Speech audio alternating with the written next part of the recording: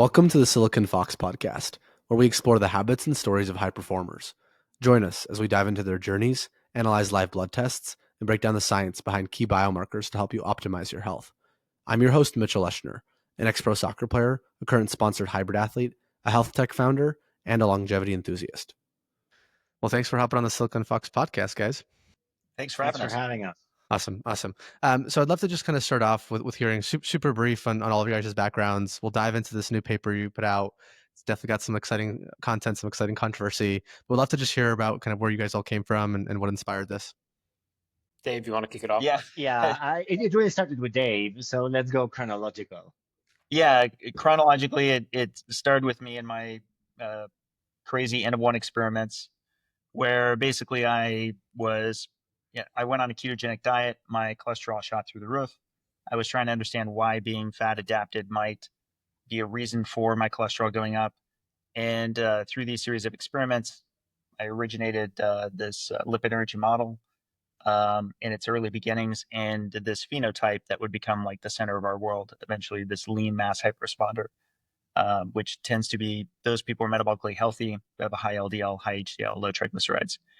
And in time, founded the Citizen Science Foundation, which is where we crowdfunded the money that we raised in order to do this study that I'm sure we'll be chatting about here in a bit.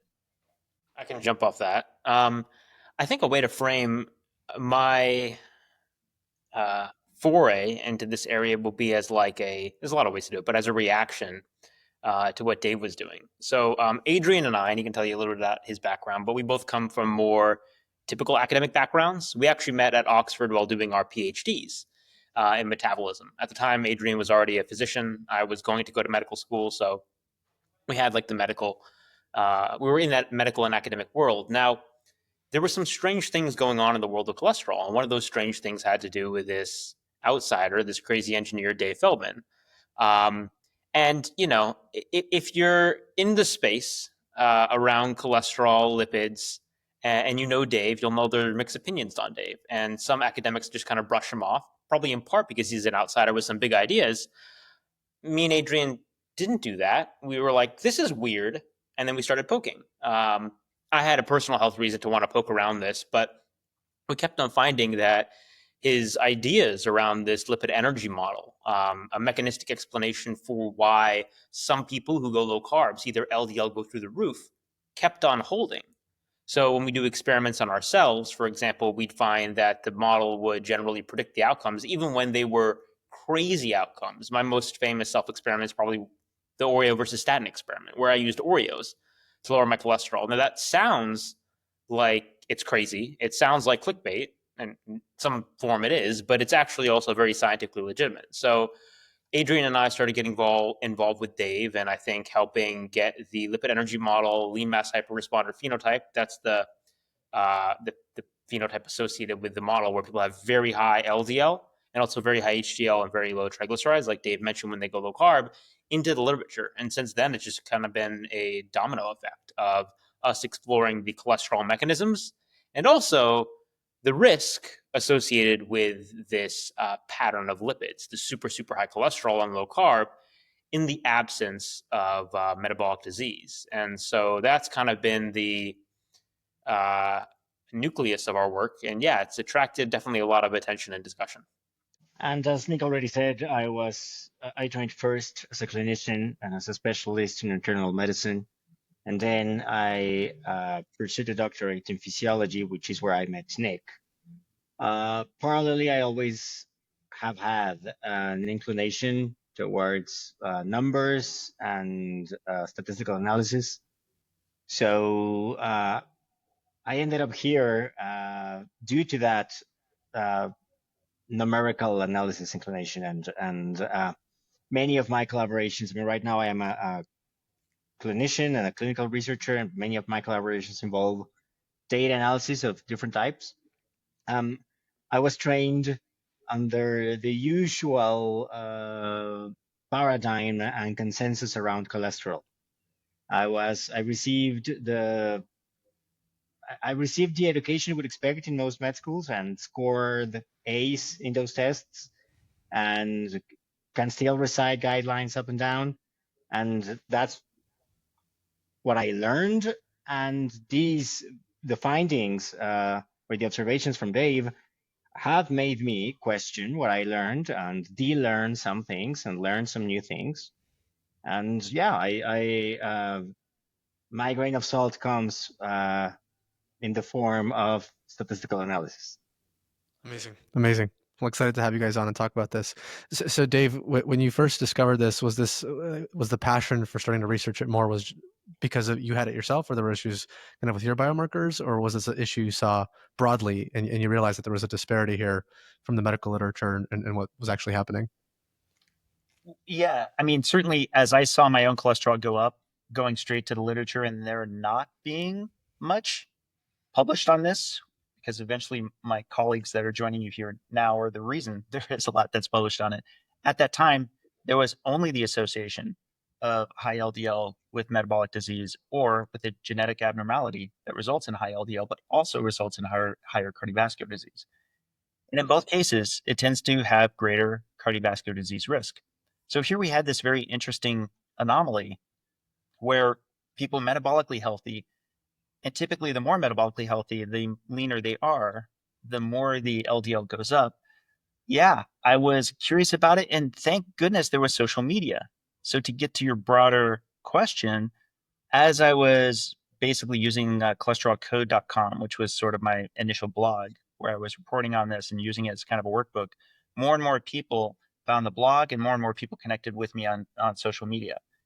And thank goodness, because that's part of what brought that pattern to become more and more obvious, not just on the high LDL, but on the high HDL and low triglycerides. And just to throw one more piece of credit towards social media, that's how I met these two guys. We actually published before we had even met in real life, which is kind of, I suppose a feature of today. But it's really a credit to the research itself. This research was not just discovered in part because of social media, but it's also how we were able to crowdfund it. It's how we were able to get a lot of people to help us out in making this thing happen. It's also how we were able to recruit a lot of the people who would ultimately become a part of the study itself. Let's take a quick step back. Just give us the breakdown of the science, the LMHR phenotype. What does it mean? What is it? We kind of understand what ignited the study, but just give us the kind of process design of how you went about discovering the true science backing of what's going on. Well, so first of all, we'll be the first to concede. Sorry, did you want to say something, Adrian? No, sorry. You look like you're raising your hand. No. First of all, we want to concede it's a model and it's a hypothesis that we're looking to do experiments to test. So we're very upfront about that. However, we published a lot that more and more seems to support that this model might in fact be true, which is to say that if you are indeed fat adapted, your carbohydrates get low enough, then your glycogen stores in your liver, as they continue to get lower and you draw more on the fat in your body, you'll need to traffic it more. And part of how you're trafficking it is on these lipoproteins. Lipoproteins are the major carrier, not just of the lipids such as the fuel, which is in the form of triglycerides, but also in the very famous cholesterol molecule. So as you're moving and trafficking more of these around, there's an additional coupling between how much of that is, coming out of the liver, particularly in the form of VLDL. We're very interested in that because as they drop off the triglyceride fuel to your cells all around the periphery, that results in more of the depletion of them due to higher lipoprotein lipase activity. And you end up with VLDLs turning into the very famous LDLs. So the LDL cholesterol is effectively part of this process of greater trafficking of fat when you're fueled by it. And that's why bringing back carbohydrates and bringing up your glycogen stores, even just modestly, can actually reverse this. And all of a sudden your LDL drops, just like Nick's very famous Oreo experiment. And so that's the physiology, a very high level, very brief version of it. The next question is, of course, the obvious one, which is the one of risk. So does trafficking more of this, even if it is physiologically going to be the case, does that still increase the risk because ApoB lipoproteins are associated with greater plaque development in the arteries, known as atherosclerosis? And that's why we wanted to do this study. I kind of don't want to take too much time, though, so I want to pass it off to somebody else to give us the design of the study. Nick, do you want to take? Sure. But before I want to do that, I just kind of want to maybe springboard off what you said and give a broad framework on like why this matters. And that is the pitch I'd make is ketogenic diets are becoming more and more popular for a wide range of conditions. First epilepsy, and then more recently been used for like obesity, diabetes, but you hear stories of people using it for depression, schizophrenia, autoimmune and inflammatory conditions. I used it for inflammatory bowel disease. So people are really being rescued with therapeutic carbohydrate reduction ketogenic diets. It's a really potent metabolic tool, but the issue or an obstacle to patients adopting this diet and then clinicians helping patients adopt this diet is this boogeyman of cholesterol that for some people, LDL, this quote, bad cholesterol goes through the roof. And so it's really important to understand one, why it does, and two, the risk associated with it. So the lipid energy model is the why question, then we have the risk question. And just to kind of add a little intrigue to this, the typical explanations for why this LDL, quote, bad cholesterol will go up will be explanations like, oh, it's just your genes, or it's saturated fat, or low fiber. And while those can have some influence in the general population, what we're talking about here is something different. We have pretty strong data to support the idea that it's really not the saturated fat, for example, that drives up the LDL. People like to say, oh, people on a ketogenic diet are just eating beef, bacon, butter, and eggs, and that's shooting up their LDL. But we know people can go on like very low carb, low saturated fat diets and still see their LDL go through the roof. And people who have overweight or obesity can eat tons of saturated fat and not see their LDL go up. Adrian spearheaded a beautiful meta-analysis of the human randomized control trials. And what we found was it's leanness, it's being leaner that predicts if your LDL will go up, not things like saturated fat, at least not to the same extent. So that's a curiosity. And the lipid energy model explains that curiosity. Now we can go into it a little bit deeper, but I just want to provide that framework. Now, again, the question of risk is a separate one because you could have a totally normal physiologic response that is adaptive, but could still constitute, an increase in risk. So the question, does very high LDL increase risk in the absence of metabolic dysfunction or underlying genetic cause, any clear underlying genetic cause, like kids born with familial hypercholesterolemia, which is a whole different thing, is one that's never been asked, which is actually pretty profound because we talk all the time, or like, Adrian was talking about how we get taught in medical school, how like LDL causes cardiovascular disease. And there's this idea that, very high LDL is basically tantamount to having the disease. Now that is an oversimplification. I think anybody would admit that's an oversimplification, but we've never actually had a population of patients, and I really want to emphasize this, we've never had a population of patients with astronomically high LDL, quote, bad cholesterol in the absence of metabolic disease or clear underlying genetic cause. So this group of people that we're studying, the lean mass hyperresponders, people like me, constitute a really incredible natural experiment to stress test the conventional model of heart disease, the lipid heart hypothesis, in an unprecedented way. So this isn't about, cholesterol denialism or any of that. It's about having this unprecedented opportunity to test a model that has been at the center of our understanding of heart disease for half a century or more. Now I'll pass it off to Adrian because I didn't actually have to ask the question, but I'll share the love and he can talk about the design of the study. I would like, I mean, it's not that we're kicking down the road talking about the design of the study, but I want to have an important idea here. What Nick just said is very true. Population of insulin sensitivity, insulin sensible, or people with high insulin sensitivity, metabolically healthy overall, without inflammation, without high blood pressure, a bunch of healthy humans who restrict carbohydrates have been underrepresented in the studies that we've had in the 20th century, because our modern food environment and our methods to study epidemiology and lipidology evolved simultaneously. However, this doesn't mean that a metabolically healthy, lean person restricting carbohydrates was rare not too long ago. And if you go back 500 years ago, 5,000 years ago, it's a snap in the story of the evolution of our physiology. You would have found lots of people who were lean, who were metabolically healthy, and who wouldn't have carbohydrates all year round. So it's intuitive, let me phrase it differently. It's not reasonable that we evolved cholesterol to cause heart attacks. It's unlikely that was the problem nature was trying to solve. Oh, there's too many of these naked monkeys. Let's give them heart attacks to keep the population down. That's just unlikely.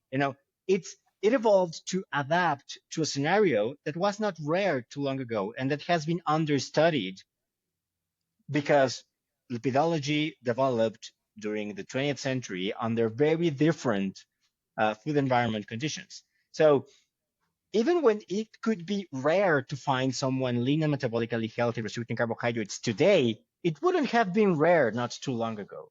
And wearing a physiologist hat, what I would say is that this question really goes back to what Nick was alluding before. Maybe LDL going up is adaptive, but is that harmful over the long run? Is that something?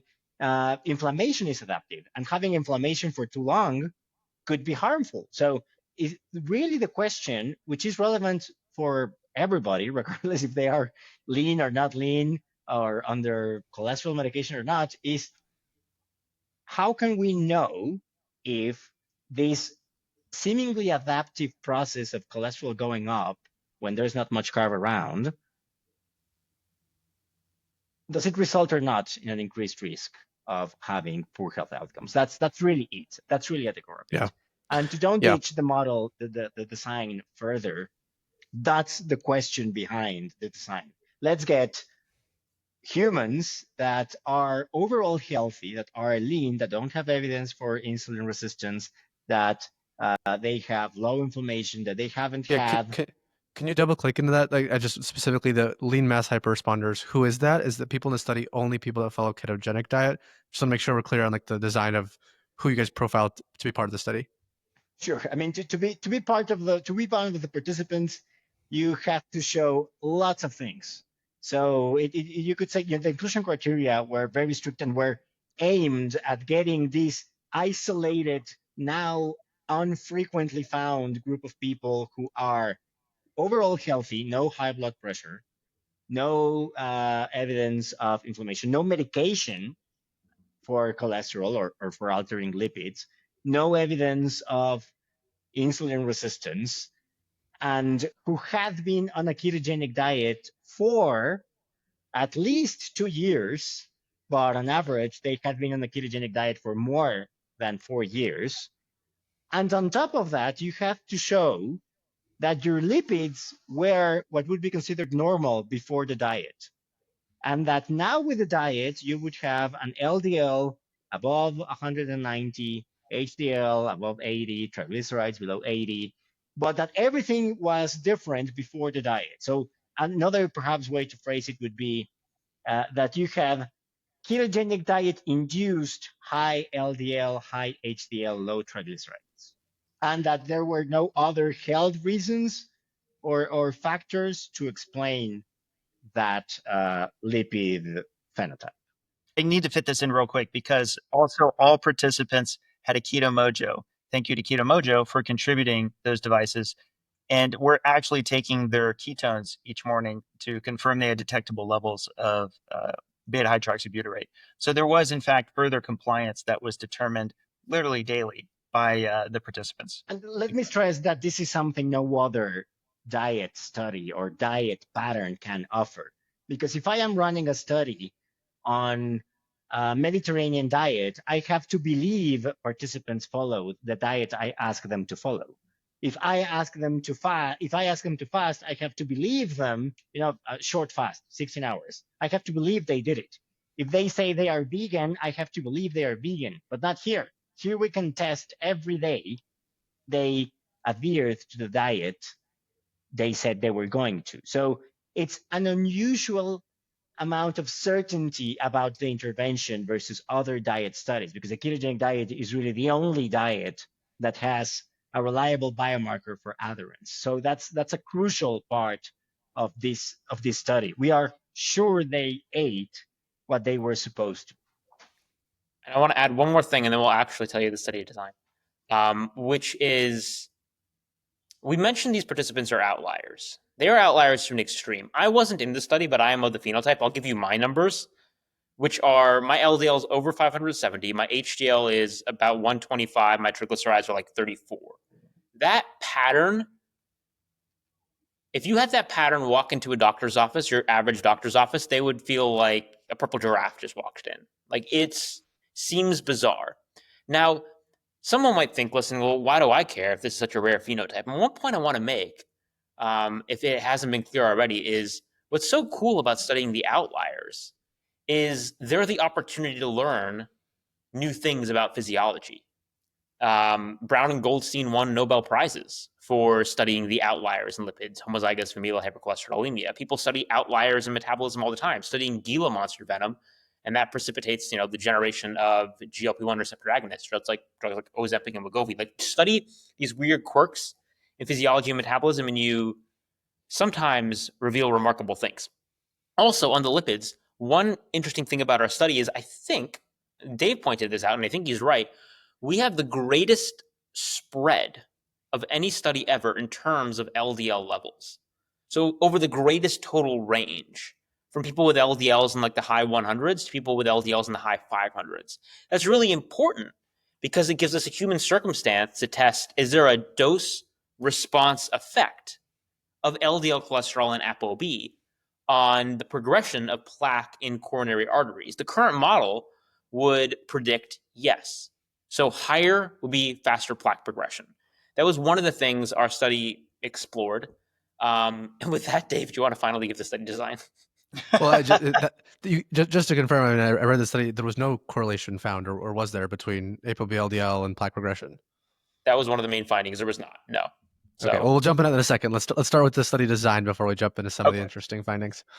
Yeah. So basically, this is the gist. Adrian just mentioned the eligibility was extremely crucial. They needed to prove to us they were a hyperresponder. That's worth repeating. In other words, they need to show us prior blood work that they were at 160 milligrams per deciliter or lower, and that there was an increase of at least 50% to somewhere above 190 milligrams per deciliter or higher. That part I want to freeze frame on. Otherwise, low cardiovascular risk factors. Beyond that, those who did qualify, we would fly them wherever they were in the United States to the Lundquist Institute, which is out of UCLA, to get a scan at their facility that was a CT angiogram. That's a high resolution CT scan that can pick up plaques as small as 1 millimeter cubed or even less in some cases. They would do that for the first visit, also get blood work taken and get a workup, and also get a food recall, the last 24-hour food recall. They would then fly back home. They would get a mid-year call where there would be a checkup on any adverse events, but also another food recall. And then at a full year later, they would be flown back to get all the same things that they got in the first visit. So now with all 100 participants, we would have a total of 2 scans. And then that way there could be a comparison between all 100 baseline scans and the follow-up longitudinal 1-year scans, so that we could then determine what changes that there were between the first scans and the second. Gotcha. Very interesting. And so you guys went through this study. We just talked about one of the findings. I want to kind of double click into that one. I want to click into the other ones that you found. I also am most curious as to how this differs from today's science and what one of the key controversies are, and why you guys are right. Why does this paper kind of change the way we think about things, and why should it? Sure. I think there are different insights, not necessarily ranked by importance.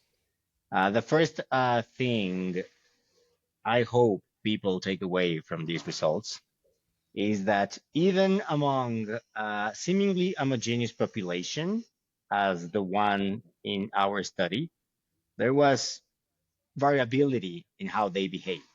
Even when the inclusion criteria were strict, and even when they all would seem healthy under different metrics, some had more plaque progression than others. So the first idea I would say is that not all of them behaved the same.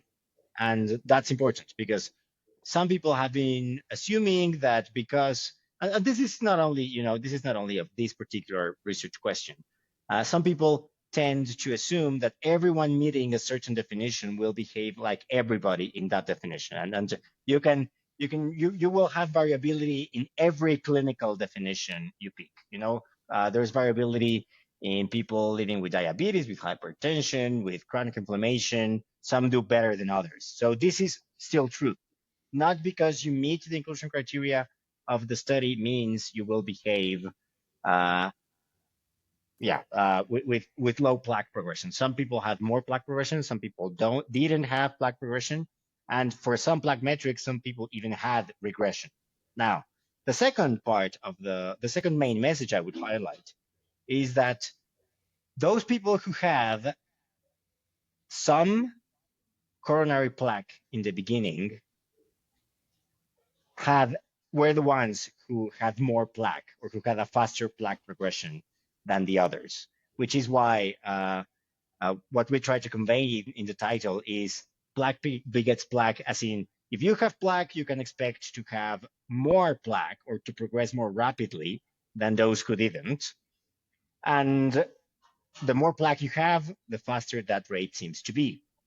However, Adrian, sorry to interrupt, but I've been listening to a few, let's say, criticisms of our interpretations, and one analogy that keeps coming up is, well, plaque begets plaque. Is that like saying cancer begets cancer?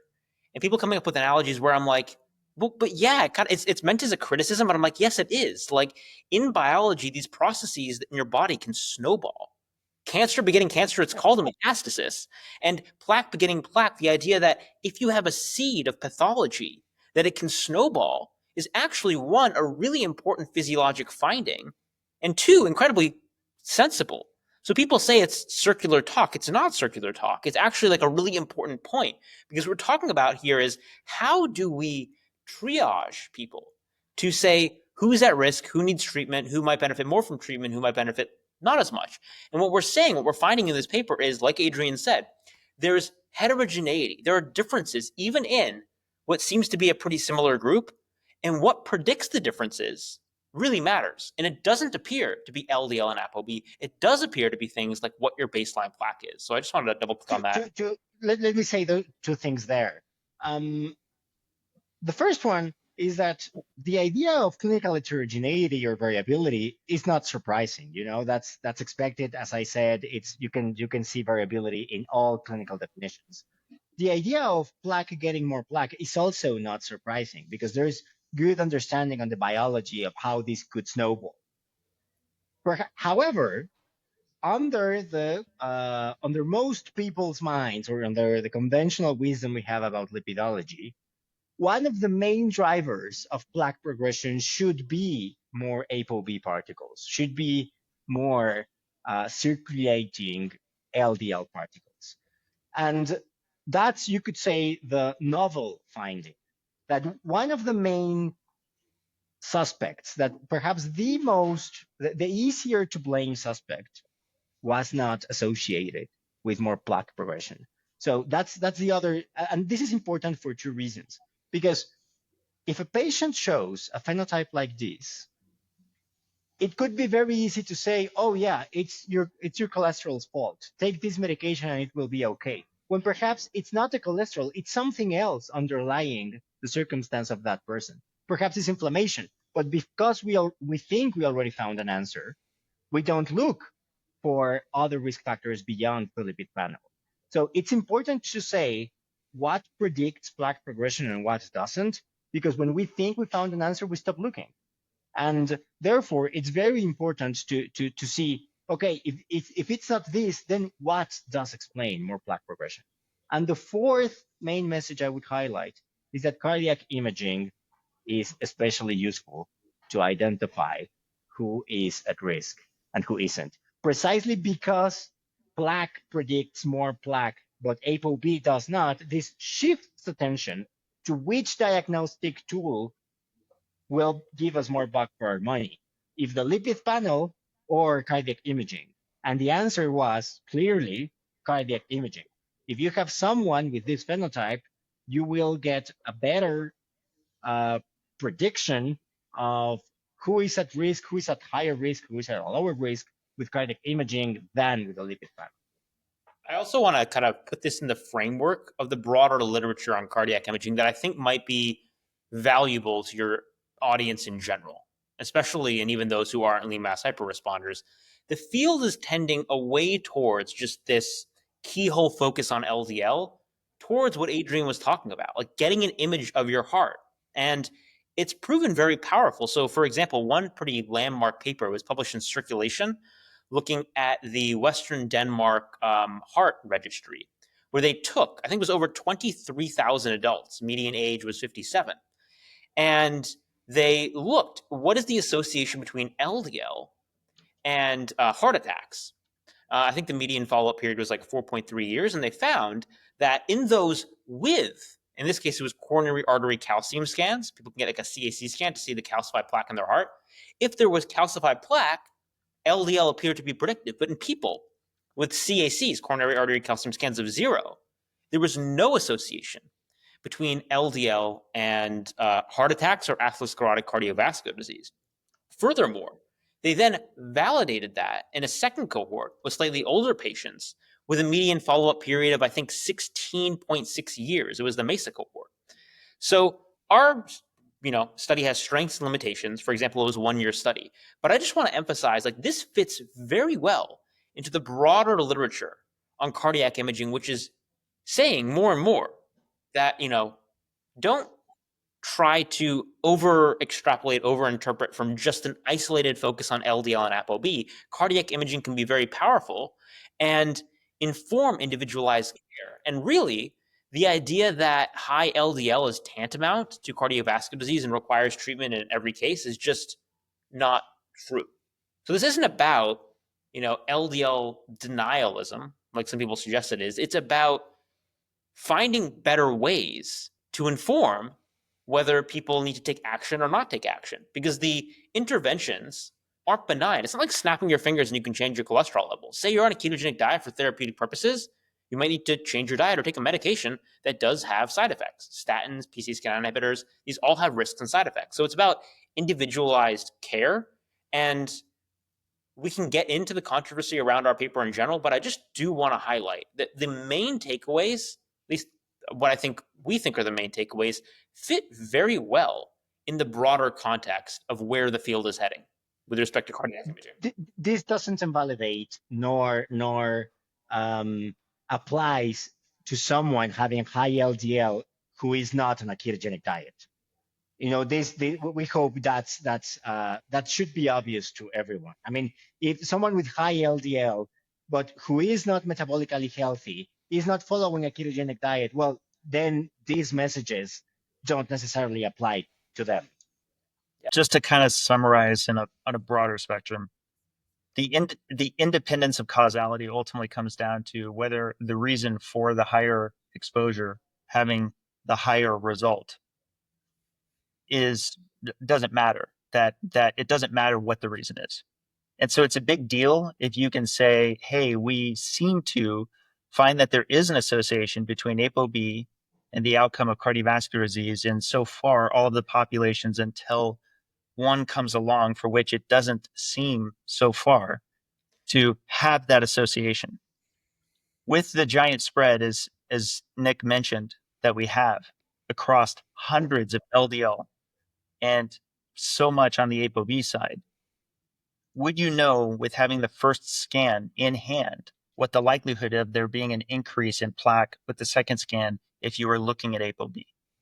And that's the major thing, is you could not place that bet right now. You couldn't say, oh, I'm going to bet the people with the highest ApoB in this group are going to have the highest progression of plaque. We do not see that association. Can we say the lowest who have the lowest of ApoB in the spread have the lowest rate of increase of plaque? No, we didn't have that either. And that's why it's crucial to understand and I think appreciate why these data are hopefully going to help us bring some new understandings. Yeah, I mean, it's definitely interesting. I kind of want to talk about this in the sense that so when Peter Attia talked about ApoB is one of the best predictors of atherosclerotic cardiovascular disease. How does this play into this paper? Like, just give us kind of the compare and contrast over there. I mean, if you're talking about the entire population, he's definitely right about that. I mean, because I mean, as predictor, I mean, if you think that almost 90% of people in the Western world have at least one detectable sign of metabolic syndrome, if you remember that most people are not on a ketogenic diet and are metabolically unhealthy, well, then yeah, ApoB as a marker is a good predictive marker. Perhaps not the best. We could argue, we can argue on there maybe are better options. I think that because of cost, many of them have not been studied, but multiple NMR, more advanced lipid panels, I wouldn't be surprised if they if they trump ApoB's predictive power for the general population. I guess the point where we would disagree is on ApoB being predictive for everyone. It's not the same to be the best predictor for the vast majority of the population than being the best predictor for everyone. So Well, I think yeah, this gets back to the reason why the ApoB is higher. If you have metabolic syndrome, you have lower HDL and higher triglycerides. And I would argue that's because you have a poor capability in your lipid metabolism to traffic those fats. And therefore, you have marginally higher LDL cholesterol, sometimes not even that much higher. But you almost certainly have higher small, dense LDL particles, which are part of atherogenic dyslipidemia, along with the low HDL, high triglycerides. So again, how much the ApoB associating with the atherosclerosis is a result of the ApoB driving the atherosclerosis versus how much of it is insulin resistance syndrome driving both? That's a crucial question. So I actually want to unpack this a little bit because I think there's an opportunity to reconcile what seems like controversial points of view. Mitchell, you said Peter Attia says ApoB is the most predictive. Maybe he said that. I would guess that he didn't say it in that way. He probably like the nuances here and like the precision on the wording is quite important because what I would say is I don't think he thinks ApoB is the most predictive insofar that there are markers with like greater hazards ratios that say if you had a high lipoprotein insulin resistance score, it would predict more heart disease than just an ApoB alone. What he might be trying to impress and emphasize, where he chooses to put the emphasis, is on something that is predictive for the general population, but also that is, well, as Adrian pointed out, cheap and accessible, and also actionable. So, in medicine, one of the first things they train you to do is only get a test if you know what to do with it and you know how to act on it. It's not that easy to reverse insulin resistance. That takes lifestyle interventions, and there aren't many medications that are good at it. But ApoB and LDL, we know how to hit them. We know we have drugs that can hit them, and in the right patients, those drugs can be quite powerful. So I think where Peter and other people of his mindset go are that ApoB is important for the general population. It's predictive, it's actionable, and it is causal. So it makes sense to kind of uproot the disease there because if your ApoB is very, very low, you can't get heart disease, or atherosclerotic cardiovascular disease. However, this is again where things get really hairy and confused and nuanced, and where we really need to work hard as a community to kind of like dissect the nuance, because just because something's causal does not mean it needs to be attacked in every circumstance. And this is where the idea of the context, the driver of the high ApoB really matters.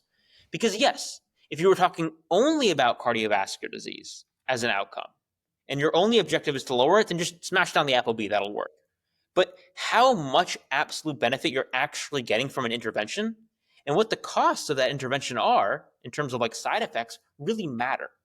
And so I think that's what we're trying to say. We're not trying to deny that ApoB is part of cardiovascular disease. We're just saying there's more context here, and where we place the emphasis, me, Dave, Adrian, is on studying this interesting population because we think it'll help flesh out the picture. So one of the reasons I think a lot of controversy spirals out of the research we're doing is because people think we're claiming things we're not.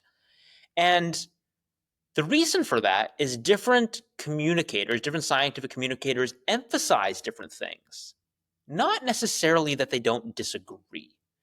One of the lessons for me from this research, we haven't even really gotten to the controversy and kickback, but is that core realization that people are going to read into things you didn't say, because of where the emphasis is placed. And Dave and Adrian can speak to this as well, but how the rollout of this paper ended up occurring was really socially informative, I think, to us. I think we all agree there's things we could do better. There are things that we could have been more careful about communicating. And I think, this, we haven't had time to really get into it, but is a case study in how discussions around really important nuanced topics can go leftward because different people come to the same data with different lenses. Not that they disagree, but that they focus on different things and then end up talking past each other. That's kind of like a broad truth. I want to now throw it over to Dave and Adrian to see if they have reflections on any of that.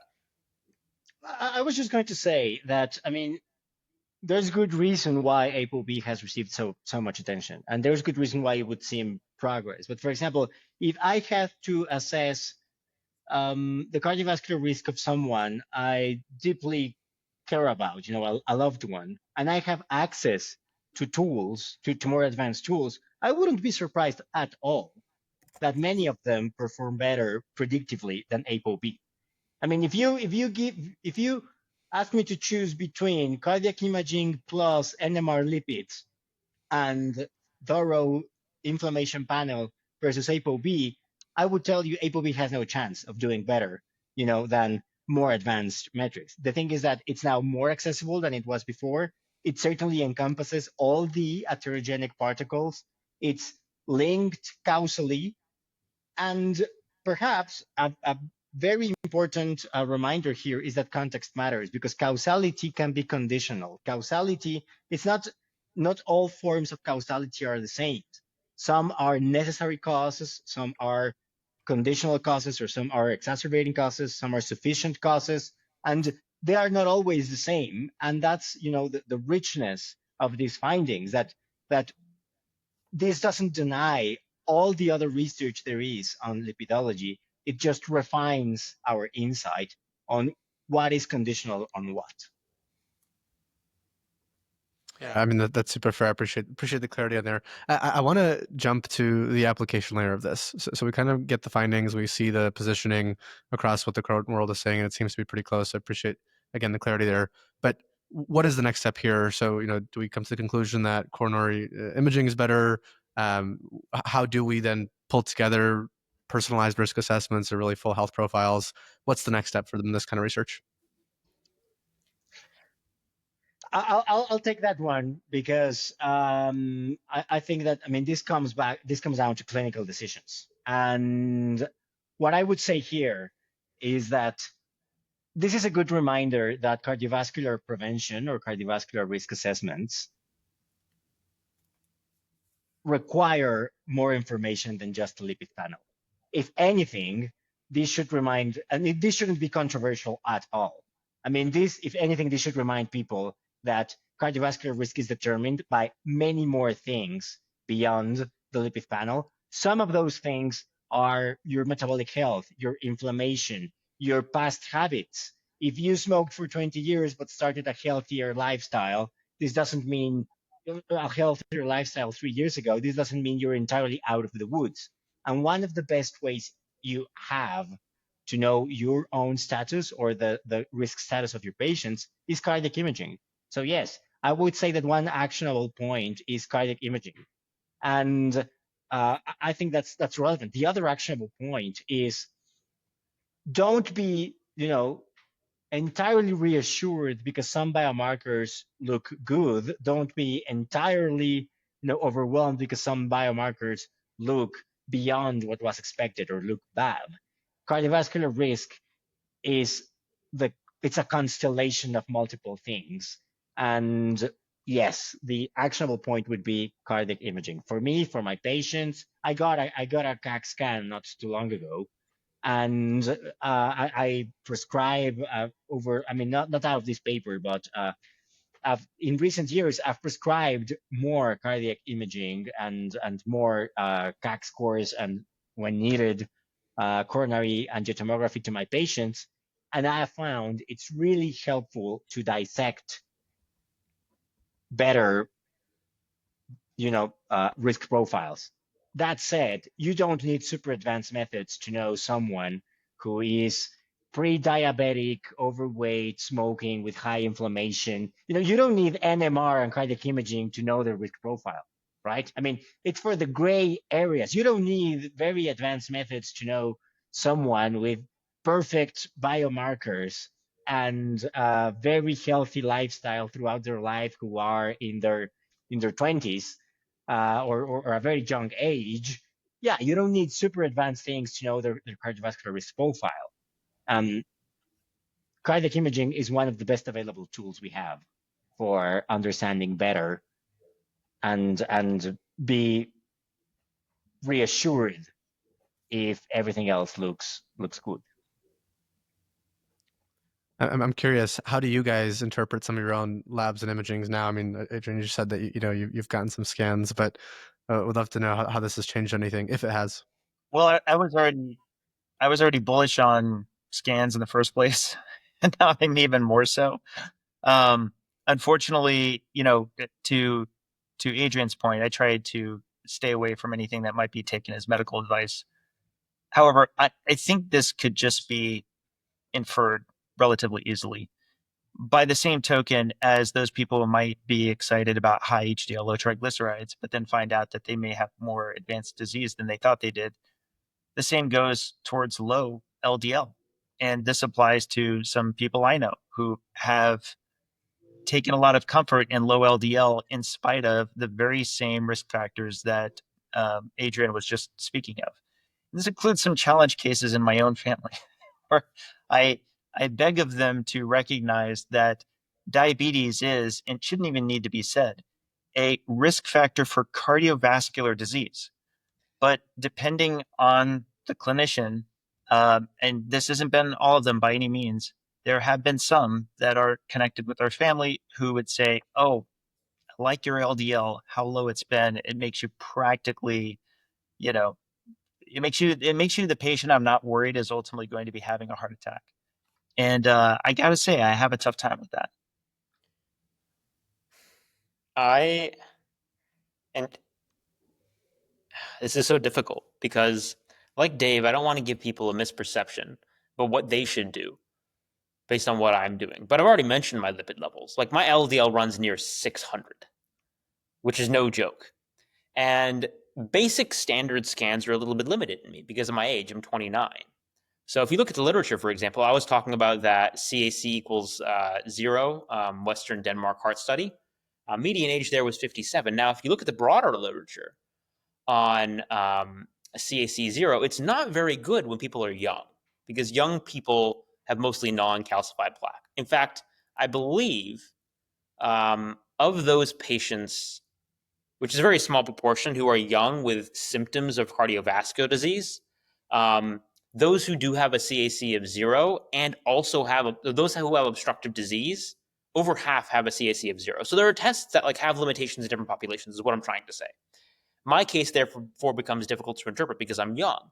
Now, I have gotten advanced cardiac imaging, and based on my coronary CT angiography, I don't have plaque, and I've had some reassurance from that. But the cool thing about the day and age we're living in is just how rapidly the technology, including the biomarkers and the cardiac imaging, is advancing.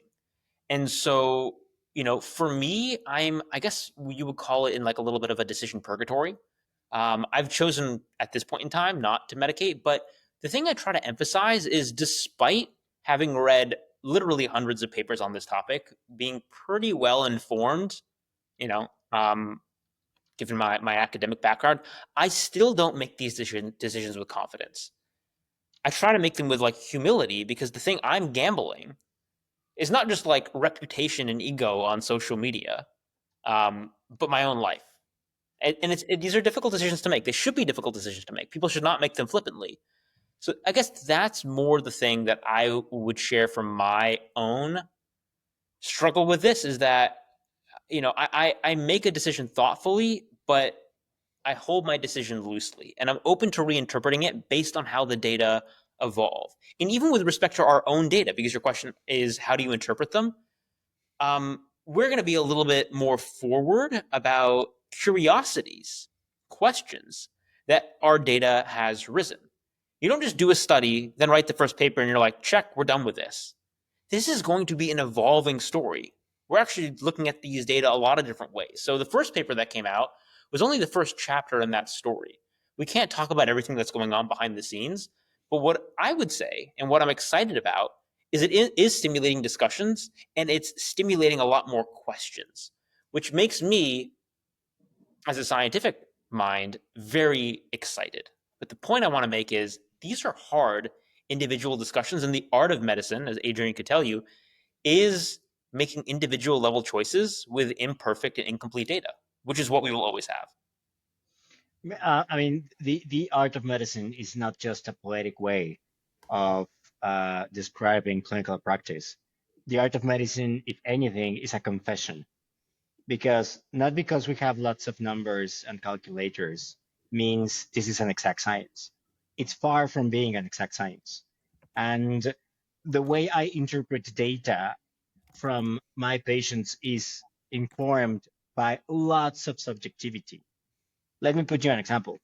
I may rely more on my patients' sleep records, if they were one of these things, than on their last lipid panel.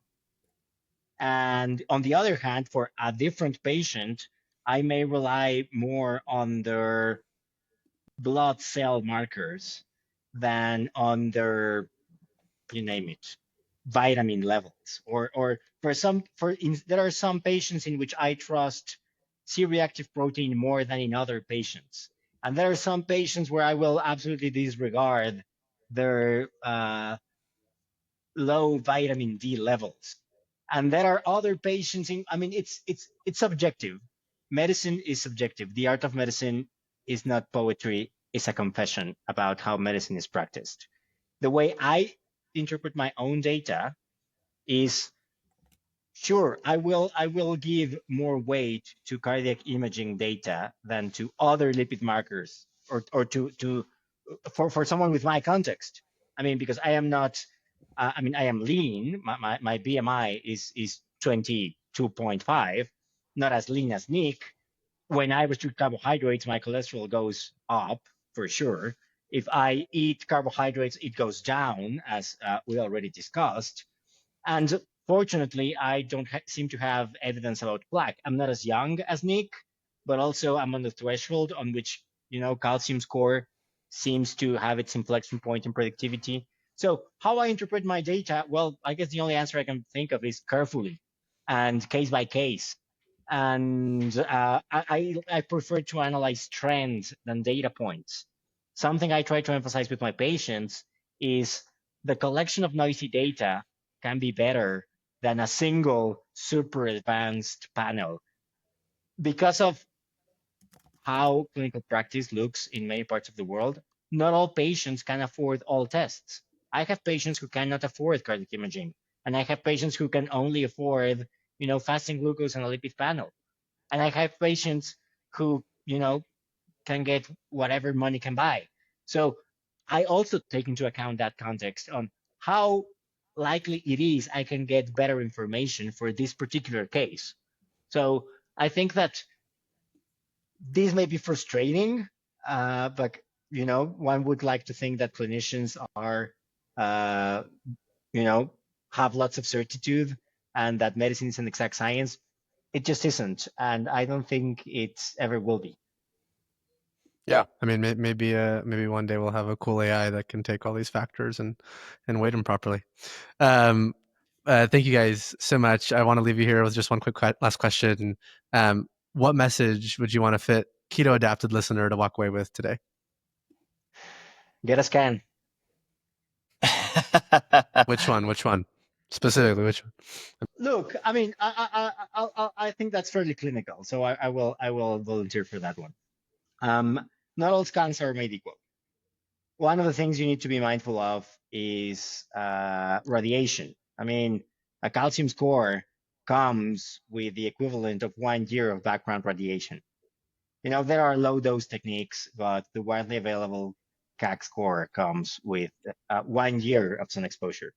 I politely push back on that. I don't think I think 1 year is like 3.5 millisieverts. Yeah, And I think a CAC is like 0.6 millisieverts. No, that's what I mean. That's what I emphasize, that some low dose CAC scores are available. However, we know that those low score CAC scores, low dose CAC scores, are a bit unreliable on the lower end.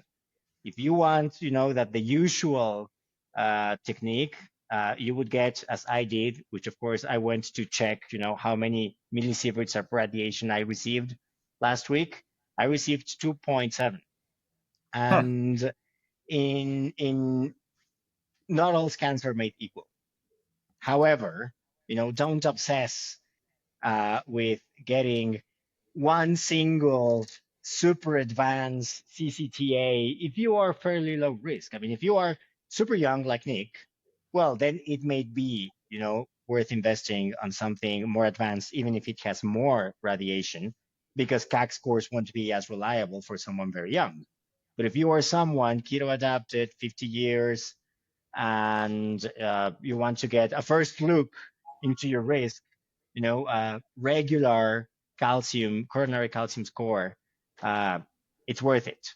So I think that the way I have changed my practice in the last years is relying more on CAC scores, especially for those aged 40 or older. For those who are aged 40 or lower, well, then you need to assess, is the 10 to 15 millisieverts worth the and the price, because it's also more expensive, the financial price, the financial cost. Is it worth to see if there is lots of uncalcified plaque? Again, case by case, talk with your clinician about it. But there's not all scans are made equal. Even not all calcium score scans are made equal. And just write down your questions, talk with your clinician, and that's the best approach, because everybody will get a different answer. I think for my bit of wisdom, and this is going to be unusual because anybody who knows me knows I always want to give my own 2 cents. But Adrian just said something that I think needs to go into like the book of great medicine quotes of all time. So I want to reemphasize it, which is the art of medicine is not a poetic tribute to healthcare. It's a confession that the practice of medicine is subjective. I really love that because we always talk about evidence and data, and they're really important. But at the end of the day, there's so much subjectivity in the interpretation of the data and how you apply it to the individual. The art of medicine is a confession that medicine is subjective, I think is a deep bit of wisdom that everybody should go reflect on. For mine, it's pretty simple. I'm going to sound like an activist for just a second, but support citizen science. This study and our coming study, the triad study, do you think after all of my efforts from 2017 to 2019, I was able to get businesses on board with supporting this, or with like the NIH or any of the existing labs that were out there? No, that ultimately, I mean, I can say that I tried. I can say that I tried to get it done that way, but it wasn't until the founding of the Citizen Science Foundation, raising the money directly, did I find that not only would that be the best route to go, but that it works. It takes all of you, it takes everybody who's listening right now, just if you can find, and it doesn't even necessarily mean that it's contributing money. It's also retweeting us, retweeting our papers, checking out the amazing videos that Nick's putting together, all the ways in which we can help to further uplift what can bring the science forward is what helps us out to drive it. Amazing. We'll have to add the link in the description. Thank you guys so much. Thank you for hopping on the Silicon Fox podcast. We'd love to have you here again. Awesome. Would love to. Thanks for having us. Thank you.